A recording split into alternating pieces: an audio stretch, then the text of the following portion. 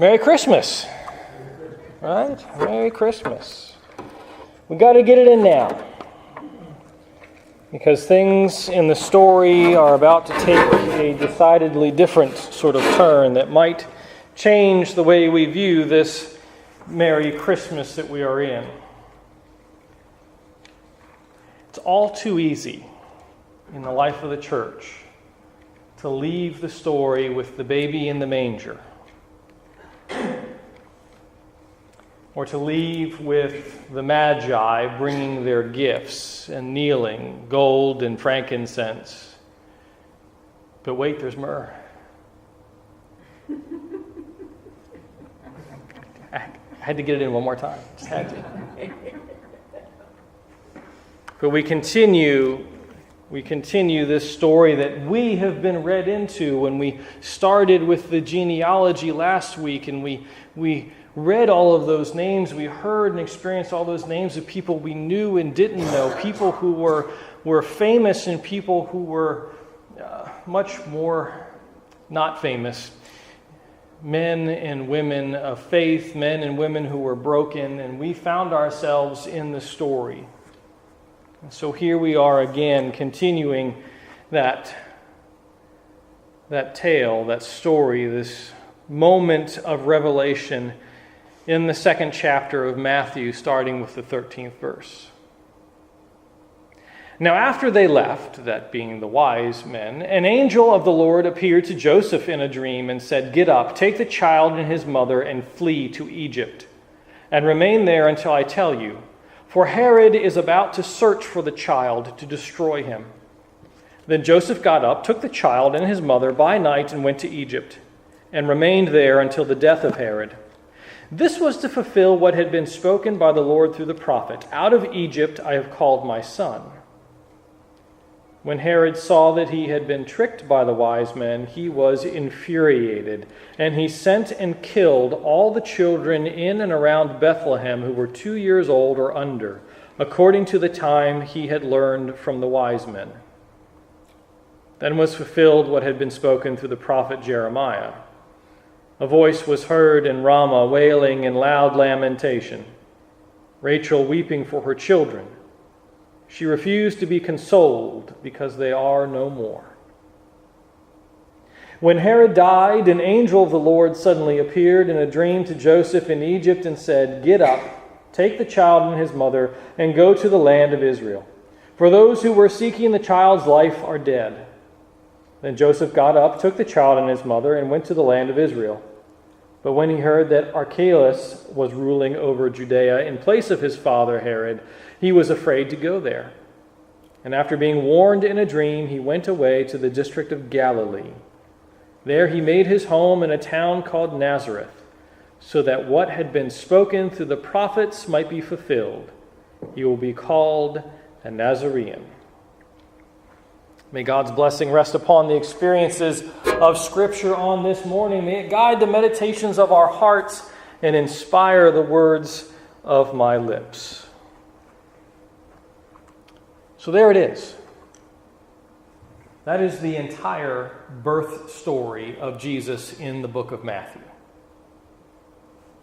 Starting Christmas Eve, when we heard the story read of the time that Jesus was to be born, and going through to this moment when Jesus returns with his family to Nazareth. That's the birth story that the gospel gives us. It's not just the baby in the manger. It's not just the wise men gathered around, kneeling with a glow and with gifts that they are bestowing upon. There is more to it. Matthew understands and is giving us an image and understanding of Jesus that is grounded in Hebrew Scripture, that is embedded in the understanding of the prophets and in the history of the people Israel. Jesus is to be a new Moses. He is to be one that will lead people into a new promised land. And like the story of Moses, there are people that struggle when God is revealed. And that's part of what's going on, or maybe that's the core even of this revelation. And that's what Epiphany means. It's a revelation. It is the rest of the world getting to meet Jesus. I can't remember the name of the person, but it was the Johnny Carson show. Who was the Ed McMahon? Here's John. And yet there's the note also from that horror movie scene where Jack Nicholson cuts the hole in the door and sticks his head through. There's something to this that is going on, this revelation of God breaking into the world and changing the world, radically altering the trajectory of things. God is constantly interacting. God is constantly experiencing our choices with our freedom to move and do and change things. And God is constantly attempting to redirect, to embolden, to encourage the wise things that we are doing and to maybe discourage the foolishness that we can engage in. And here is a moment of God breaking in big time to change the world. Now, the first reading tells us of the Magi who came from somewhere in the east, and there's been a lot of hay made over just who these people were. There were stargazers. They were probably from the Persian Empire. They were people of means. I mean, there's all sorts of stuff that we can say about these folks, but I think the core of what Matthew wants us to understand is that these were people who were looking. They didn't know what they were looking for, but they had this sense that there was something out there, this sense of something bigger than themselves. It's like the conversations we get to have with folks, and they're like, well, I really don't know if I believe in God, but I know there's something bigger than me out there. Something more than just me and my existence. And so these folks knew there was something. They might not be able to put a finger on it. They might not call it God. They might not call it God in the sense that we call it God. But they were looking, and when something that fit into their worldview came in, because they were looking at stars, they reacted. They reacted, and they moved, and they came, and they went to the place that makes the most sense. Because if you're looking for the new king of the Jews, why not go to the current court of Jewish leadership? Because surely they would be looking too. Why wouldn't the current leadership be looking for what God is doing? Why wouldn't the people of God, especially the leaders in the house of worship of God, not be looking for the things that God is doing? This is something that Matthew is pointing out. Sometimes the leadership isn't looking for what it is that God is doing. Sometimes the leadership is embedded in leading or maintaining power in Herod's case. So these outsiders who are seeking wisdom notice the sign, but the insiders who have access to all the wisdom that is written down and held in tradition aren't even considering the possibility that God might be doing something. They've got the texts in front of them, and maybe they study them religiously, and they don't notice. And so when the news comes to the court of this new king who has been born, this at least local world-changing event, because they weren't looking for Messiah quite yet, but king's a big change. Herod reacts. And when Herod is upset, all of Jerusalem is upset, because when the king is agitated, there's very few safe places to be. This is a world where if the Roman governor or the Roman emperor or the local king gets a burr in their saddle, it could be bad news for a lot of people. Herod didn't have a great reputation anyway. Not a very good man in a lot of ways. So the order has been upset. The order has been upset. Those who should have known and should have been looking didn't care to know and didn't care to look, it seems at least. And those who had an inkling but really were outside of everything that was going on see what's happening. They experience and they show up and they start asking questions. And the people on the inside get all agitated at this new revelation of God. And we get this moment where those who have power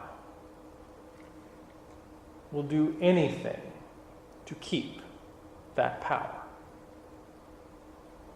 And just like other moments throughout this birth story, Joseph receives guidance from a dream. It's interesting, if you compare the genealogy in Matthew and the genealogy in Luke, how things are traced. Matthew traces through Joseph.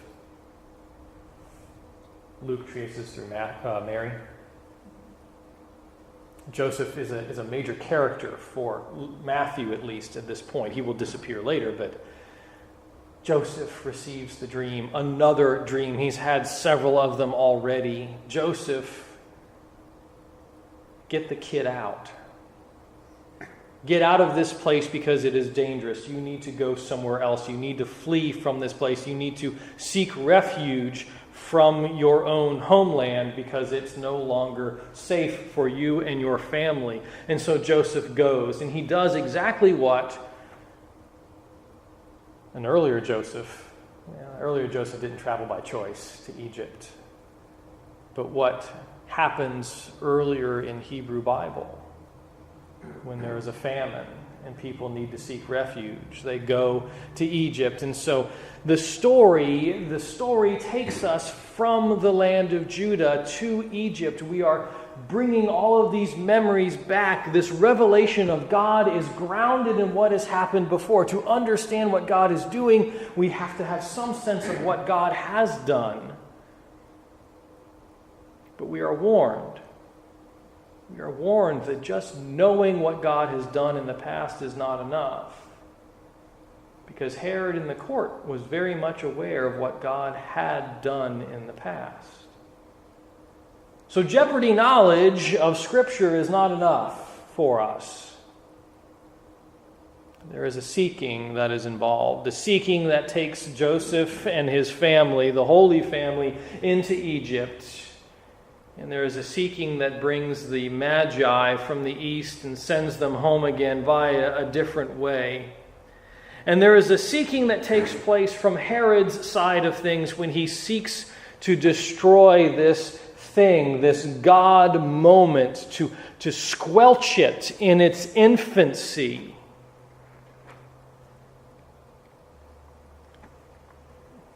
This is the 12th day of Christmas.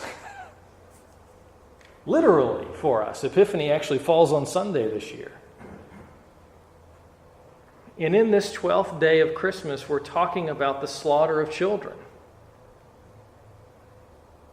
The slaughter of innocents in this text and in the world we live in today seems to take the innocence away from Christmas itself. It tarnishes that image of the manger scene. It takes a little bit of the glow off the Christmas tree. It leaves the poinsettias looking, despite the faithfulness of the watering, a little sad. Christmas was not long ago that we were singing the hymns and celebrating, and now in this new year we have this moment. God is revealed.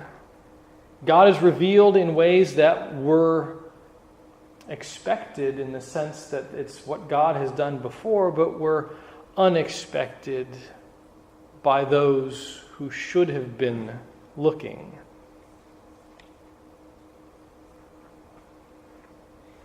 This Epiphany moment. And then when Herod is gone, Joseph dreams again, and so out of Egypt this new Moses comes that will lead the people. But he can't return to Bethlehem, his place of birth. There's a little too much fear. Fear is very motivating, and so to Nazareth he goes to be a Nazarene, which is very close to being a Nazarite, with their long hair, those Nazarites. And we see in all of this, we experience in all of this, not just the gilded glory of Christmas that I love it so much.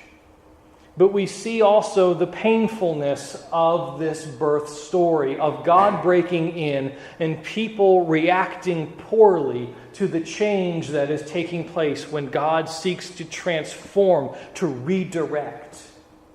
When those of us who have been given authority are not willing to give that authority to God and to go where we are sent. The Holy Family goes where they are sent. Herod refuses to be moved.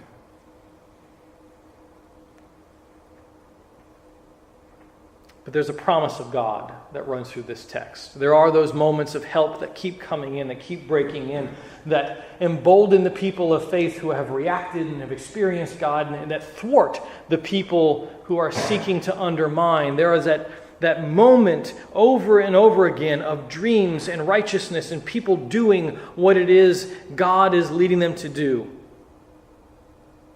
The promise in this text that is setting the groundwork for the rest of the gospel. This is a proto-gospel. This is before. This is the introduction, the preface. This is the stuff we need to know to better understand what Jesus is doing at his baptism. In this text, we see God's presence in power pushing back against the world, pushing back against sin and death. And sin and death in this story are so in our face and disturbing, challenging, trying to convince us that God is not there. And yet we know that God was. God was present. God was comforting those who were mourning the loss. God was there with the refugee family that was forced to leave its home and seek help in another land. God was there with the wise people. I don't think all the Magi were men. They needed directions at some point. God was there with them. And God was there in the many unnamed people that don't crop up in the text specifically, but who were living their lives in and around, who were affected as well by the birth and by the impact of God with us, by the decisions of Herod and the leadership, and the ripples that would go out. God is there with us, for we are in the story and are touched by those ripples, the revelation of God, the epiphany in this moment. Thanks be to God. Amen.